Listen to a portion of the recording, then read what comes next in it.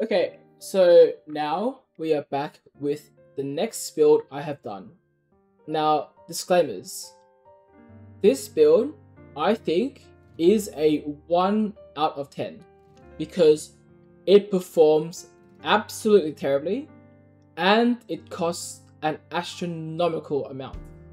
So, just to make it very clear, after I finished my RF Sim build, I was at about 2 mirrors that I sold off, and actually throughout the league, there were people who would donate their characters to me, right? I kept it separate, like it's all separate. So I kept the currency and the gear separate to my main character, and then we decided that we should do an RnD fund, basically research and development. Now, the whole point of this is to explore interactions that might be viable that haven't really been explored in the past. So this time, for the first build, I tried explosive arrow poison. Okay, so poison explosive arrow. Now, as you can see by the footage at the start, it is fucking terrible. It is fucking terrible. Now, luckily, my gear actually isn't worth all that much, except for the 3 uniques, right? The 3 uniques. So at least I didn't spend too much that can't be immediately recovered. So we have Osin, we have Adorned, we have Sublime. We literally have the 3 most expensive uniques on one character. And it doesn't work very well. It doesn't work very well. So the main premise here is I want to use Corpse Pact, right? I really like to try and make Corpse Pact work. Oh, and Mage Mode? Yes, and Mage Mode. And for those of you who don't know, I did make a Explosive Arrow Ignite build in 3.23. However, since then, it's been changed a lot, and I try to make something similar every league, and last league, it was also terrible. But this league, I thought, well, we'll just throw everything at it, right? We'll just throw all the currency we can. Can it work? And the answer is no. So why Corpse Pact? So Ascendant's Mark is the helmet here. And what happens is when I attack, I start proccing my volatile deads and I gain attack speed. So let's have a look. My cast speed on Desecrate is how you tell. So 62 based, and we can go up to 200, right? So we see 62, we start attacking, and the cast speed should go up to 262. Unfortunately, the base attack speed is just too low, and we can't even maintain a full Corpse Pact. So we've lost a lot of our,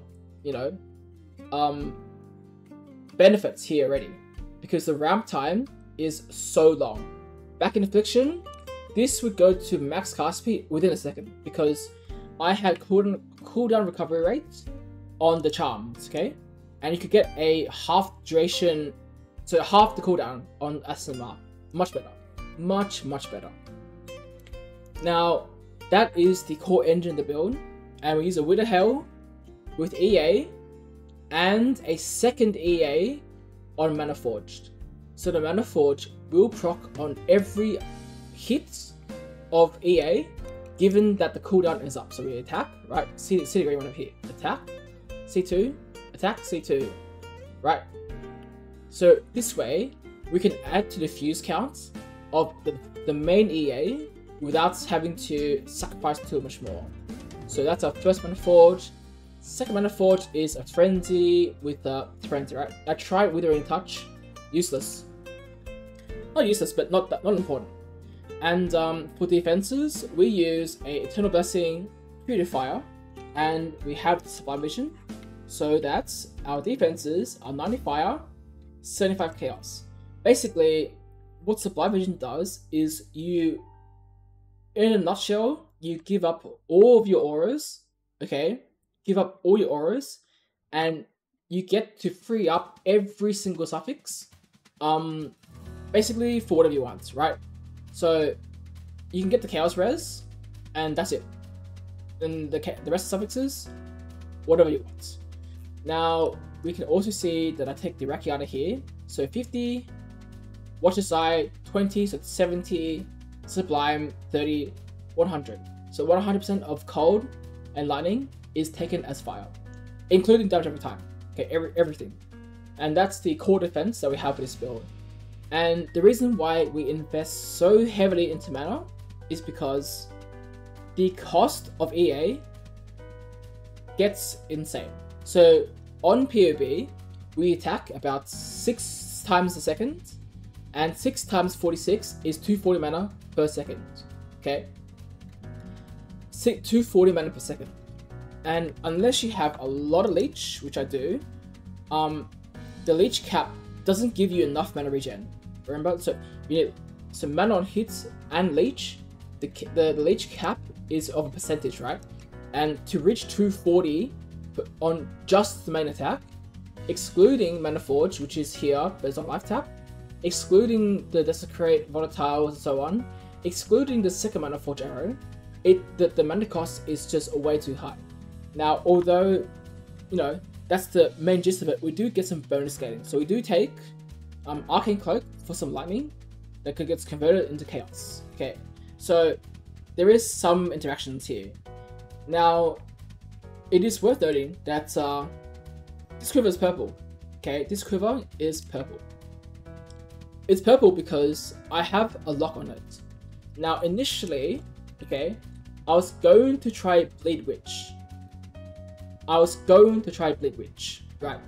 This is the first lock I bought since it's been weeks now. It's been weeks because I made this quiver, very lucky, and the last suffix is open, and the lock gives me Fizz Dot.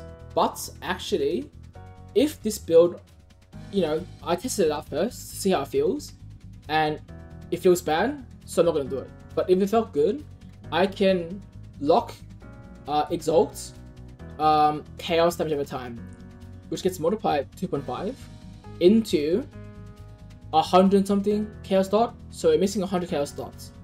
And in addition, I can also slam this.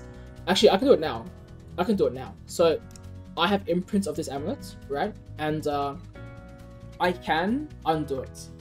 Now we can remove craft modifiers, right? And we can do the slam here. For the video, we might as well, right? So we slam this into, we're praying for chaos dot, but fire dot will sell. 3, 2, 1, boom. Is that tier 1? Oh my god, that's like 500 div, I think. Wait, that's 500 div, bro. That's 500 div. That's...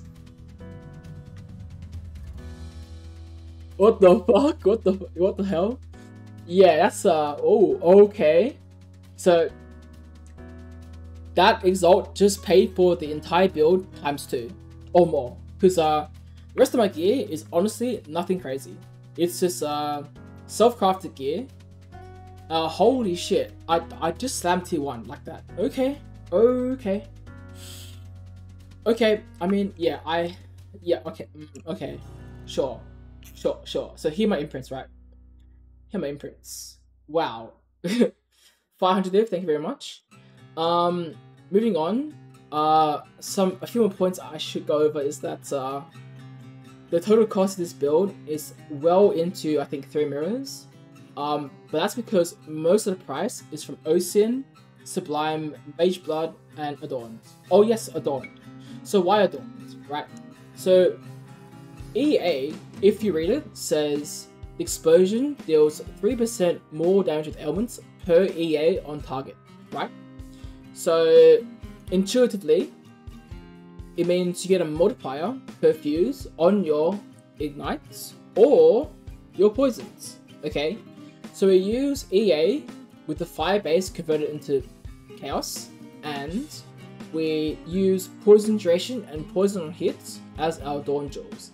Now the reason why I really like poison duration on the suffix is because it's probably one of the few suffixes left that benefits greatly from adorned, because generically poison duration is very hard to get.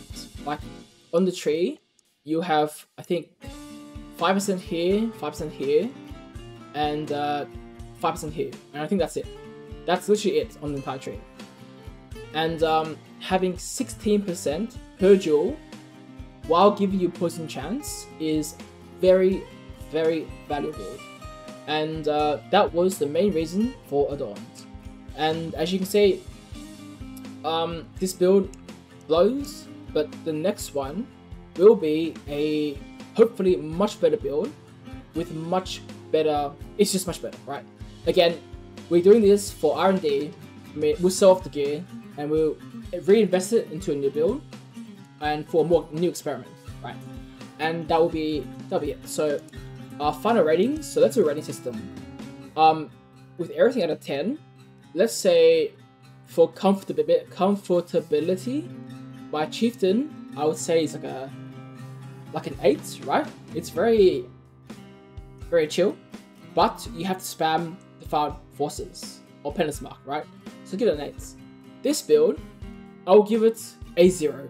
This has to be the most uncomfortable build I've ever played because you have to maintain your 200 corpse pack while using Frost Blink and Blink Arrow to move around while, you know, just firing this freaking thing. And not to mention your FPS just goes into the floor, right? So from 140, and I already got a really good computer, right? 120, right? So I saw 120s. And this is on a 4080. So yeah, it feels bad. And survivability, I'll give it like a 6. And damage, I give it a 1. The damage is very bad. Overall, I would give it, or the cost is a 10. Like the cost is 3+ mirrors. So overall, one of the worst builds I've ever made or played. And I do not recommend anyone to ever play this build, ever. However, if you can look at the PB and you have your own ideas and can make it better, by all means, leave a comment and let me know how it can be improved, because as much as I like EA, this is a very, very scuffed build. Alright, thank you very much.